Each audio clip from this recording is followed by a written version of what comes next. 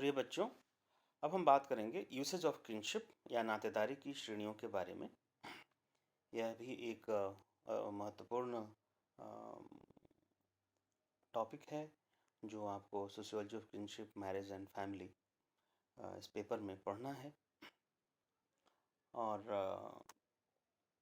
ये रीतियाँ समझना महत्वपूर्ण इसलिए भी है कि हम सोशल एंथ्रोपोलॉजी और किनशिप मैरिज को पढ़ते समय देखते हैं कि ये कुछ विशेष प्रकार के प्रथाएं, परंपराएं हैं जो आदिम जातियों में और देखने को मिलती हैं, और उसका कुछ हिस्सा, कुछ प्रभाव वर्तमान समाजों में भी अभी भी देखने को मिलता है। तो ये क्यों हैं और क्या हैं, इनको समझते हैं। नातेदारी व्यवस्था के अंतर्गत अनेक प्रकार के व्यवहार प्रतिमानों का समावेश होता है। हमारा किसी एक व्यक्ति से एक विशेष संबंध है, लेकिन बात यहीं पे ख़त्म नहीं हो जाती। इस रिश्ते या संबंध से संबंधित एक विशिष्ट प्रकार का व्यवहार भी होता है। उदाहरण के लिए, अगर एक अमुक व्यक्ति से एक दूसरा व्यक्ति का संबंध पति पत्नी का है, तो इस संबंध के आधार पर उनके व्यवहार का एक विशिष्ट रूप या प्रतिमान या पैटर्न हमें मिलेगा। यह नहीं हो सकता कि इन दोनों के व्यवहारों का प्रतिमान बिल्कुल उसी तरह का हो जैसा कि माता और पुत्र के व्यवहार का होता है। कुछ रिश्तों का आधार श्रद्धा और सम्मान होता है, तो कुछ रिश्तों का आधार प्रेम होता है। माता पिता के साथ जो संबंध होता है उसका आधार श्रद्धा और सम्मान है। पत्नी के साथ संबंध का आधार प्रेम है, जबकि छोटे भाई बहनों के साथ के संबंध का आधार प्रीति है।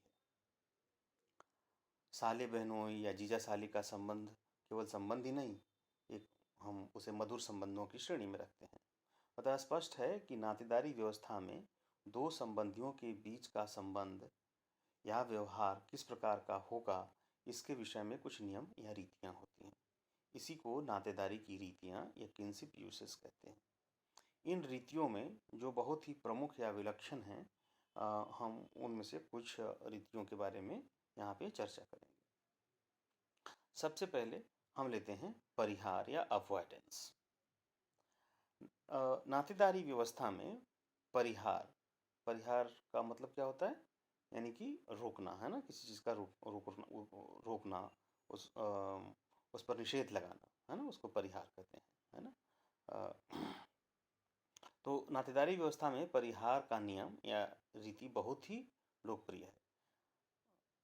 परिहार का यहाँ पे अर्थ ये है कि कुछ ऐसे रिश्ते हैं जो दो व्यक्तियों के बीच एक निश्चित संबंध तो स्थापित करते हैं, पर साथ ही इस बात का निर्देश देते हैं कि वे एक दूसरे से सामाजिक दूरी बना करके रखें, एक दूसरे से दूर रहें और पारस्परिक अंतःक्रिया में यथासंभव प्रत्यक्ष या आमने सामने रहते हुए सक्रिय भाग न लें।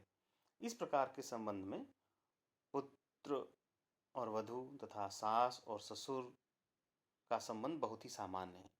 इसी प्रकार दामाद तथा सास का पारस्परिक संबंध भी कुछ समाजों में परिहार के अंतर्गत आता है। कुछ उदाहरणों से इस प्रकार के संबंधों को हम और समझ सकते हैं।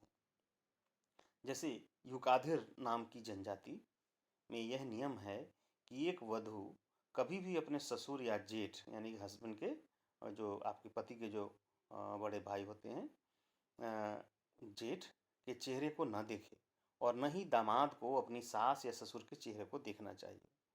इन संबंधियों को परस्पर यदि कुछ कहना होता है तो पहले पर्दा करते हैं या किसी दूसरे से कहलवाते हैं। भारत में भी हम देखते हैं, हिंदू समाज में भी जेठ के साथ या ससुर के साथ या अन्य रिश्तेदारों के साथ पर्दा करने की प्रथा है। उसी प्रकार से ओस्ट्याक जनजाति में तब तक सामने संबंधियों के नहीं आते जब तक उनके बच्चे पैदा ना हो जाए। अगर कभी अचानक वो एक दूसरे के सामने पड़ जाते हैं तो फौरन घूंघट से अपना चेहरा छिपा लेते हैं। वधू को जीवन भर ससुर के सामने घूंघट निकालना पड़ता है। सास ससुर तथा दामाद के बीच के संबंध को भी कुछ समाजों में नियंत्रित किया जाता है। न्यू गिनी की बुकाऊ जनजाति में सास ससुर और दामाद न तो एक दूसरे को देखते हैं और न ही एक दूसरे से को छूते हैं। और न ही उनका नाम लेते हैं। अगर दामाद के सामने बैठकर ससुर को भोजन करना है तो ससुर को अपना चेहरा ढक कर बैठना पड़ता है, और अगर कहीं इत्तेफाक से दामाद को अपने ससुर के मुंह खोलते देख ले तो ससुर को इतना लज्जित होना पड़ता है कि वह जंगल में भाग जाता है। ऑस्ट्रेलिया की जनजातियों में तो इस प्रकार के निषेध और कठोर हैं। वहाँ कुछ जनजातियों में दामाद को देखना या उससे बात करना तो दूर रहा, सास को उसके नाम तक को अपने कानों से सुनने की मनाही है। इन नियमों को तोड़ने से विवाह विच्छेद हो सकता है या दामाद को गांव से निकाल दिया जाता है, और कभी-कभी तो प्राण प्राण दंड तक मिलता है।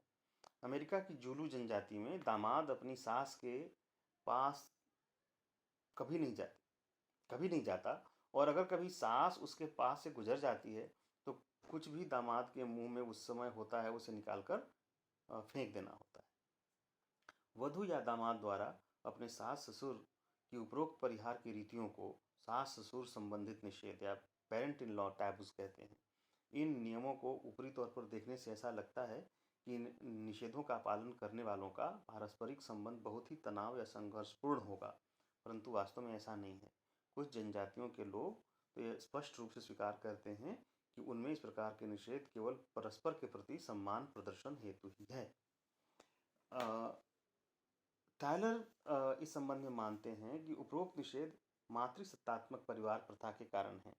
इस प्रकार की परिवार प्रथा में वर को पत्नी के घर जाकर रहना पड़ता है जहां वह बिल्कुल ही अजनबी होता था। इस प्रकार उस परिवार की अन्य स्त्रियां, विशेषकर सास जो परिवार की मालकिन होती है, उस अजनबी वर से दूर रहती थी। इसी से धीरे धीरे आगे चलकर सास संबंधित निषेध बनते हैं।